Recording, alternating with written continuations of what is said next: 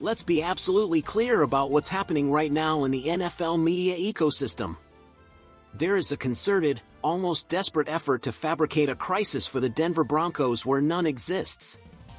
The entire narrative of friction between quarterback Bo Nix and head coach Sean Payton is a masterclass in taking statements out of context, twisting intentions, and constructing a dramatic fairy tale designed to sow doubt. It's a spectacle that says far more about the league's reaction to Denver's ascent than it does about the actual health of the franchise. The reality, when you strip away the noise, is that the Broncos are not just stable, they are constructing something uniquely powerful, built on a foundation of aligned vision and exceptional support from the top down. The so-called controversy ignited from two separate points, merged into one false flag. First, there was the misrepresentation of Sean Payton's comments regarding Bo Nix's recent injury. Following the loss to Buffalo, Payton stood before the media not with rehearsed PR platitudes, but with an immediate and genuine desire to deflect a season-ending pall from his team. His mood was purposeful, his attire still casual from the post-game. In that moment, his priority was morale, not medical precision. The joke he made, a light-hearted comment about Nix's past ankle history in high school, was a tool to provide levity, an attempt to prevent the atmosphere around the facility from curdling into despair. It was leadership in real time, praised by reporters present for its effectiveness. He never cited specific medical records or detailed surgical history, he referenced a known, old anecdote to break tension. To transmute that into an accusation of HIPAA violations or a careless disclosure is to fundamentally misunderstand the moment and the man's intent. The second spark was Bo Nix's own response and his subsequent media availability. When asked about Payton's comments, Nix's firm he shouldn't have said that was immediately weaponized. Isolated, it sounds like a rebuke. But placed in the full context of his remarks, it was a defensive bulwark against the larger, false narrative being spun about his durability. His entire tone was one of resolute frustration, not at his coach, but at the external machinery trying to label him as injury-prone. He meticulously outlined his collegiate durability, for straight years, 60 games without missing time, a fact that dismantles the fragile injury-prone argument at its base. His sternness was a message to the outside world: stop trying to define my career by a single, straightforward bone break. The core of his press conference was actually filled with profound optimism about the Broncos' future, explicit thanks to the organization and fans, and high praise for his relationship with Sean Payton. To ignore that overwhelming positive context and focus on a single clipped phrase is the definition of agenda-driven reporting. This manufactured drama is not random. It's a symptom of the Broncos' current position in the league's hierarchy.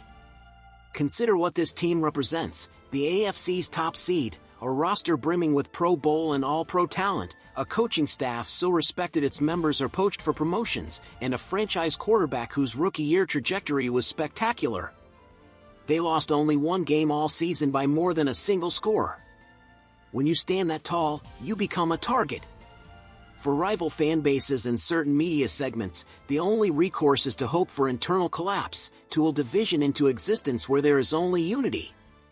The Jacksonville game earlier this season was a previous example, a blip on the radar magnified into a supposed systemic flaw. This Nix-Payton narrative is the same playbook, a sling and arrow aimed at the king.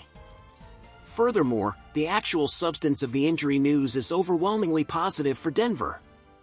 The doomsday projections of a multi-month rehab have been quashed by Nix himself.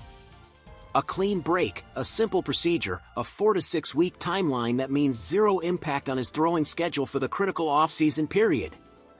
In a paradoxical way, this enforced brief rest for his arm after a marathon 23-game season might be a hidden benefit, allowing for full recovery without the wear of constant throwing. The organization, from ownership down, has expressed zero long-term concern. This is a minor detour, not a roadblock. This brings us to the most critical, yet most under-discussed, element of Denver's advantage: the ownership group.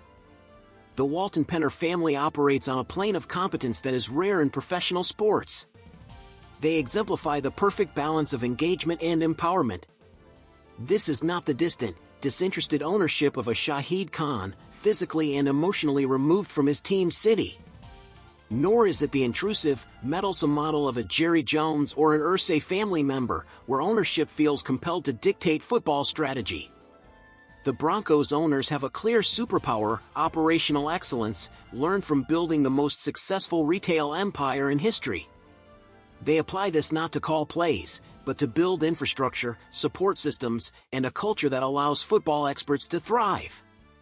When asked how a football disagreement between general manager George Paton and Sean Payton would be settled, Greg Penner's answer was telling and perfect: he would leave the specifics to them. That is profound. It is the acknowledgement of expertise, the creation of a framework where talented people have the resources and autonomy to do their jobs. They are building state-of-the-art facilities to optimize player health and performance. They foster an environment that treats athletes as whole people, caring for families and lives beyond the field. This is why departing free agents speak so highly of the organization, often expressing a desire to return. It's a franchise destination not just because of the mountains or the fans, but because of a holistic professional environment that is second to none. So, let's connect the dots. The fake drama emerges precisely because the Broncos' foundation is so strong it unnerves the competition. You have a fiery, confident quarterback who is already bristling at external narratives and is on a swift path back to full health. You have a visionary, experienced head coach whose every word is strategically parsed, yet who possesses the emotional intelligence to manage a locker room through adversity. And above them, you have an ownership group that provides stability, resources, and strategic support without ego or interference. This isn't just a good football team, it's a perfectly aligned football operation. The takeaway for Broncos country should not be anxiety over invented conflict, but immense confidence in the structure now in place. The noise is a tribute to your team's standing. Bo Nix and Sean Payton are not at odds, they are partnered in the pursuit of multiple Super Bowls, fueled by an organizational engine that is the envy of the league. The drama is a paper tiger, blown over by the winds of actual substance, a healthy quarterback, a brilliant coach, and the best ownership in sports. The rest of the league isn't talking about the Broncos because they're falling apart. They're talking because they're scared of what's being built, and they should be.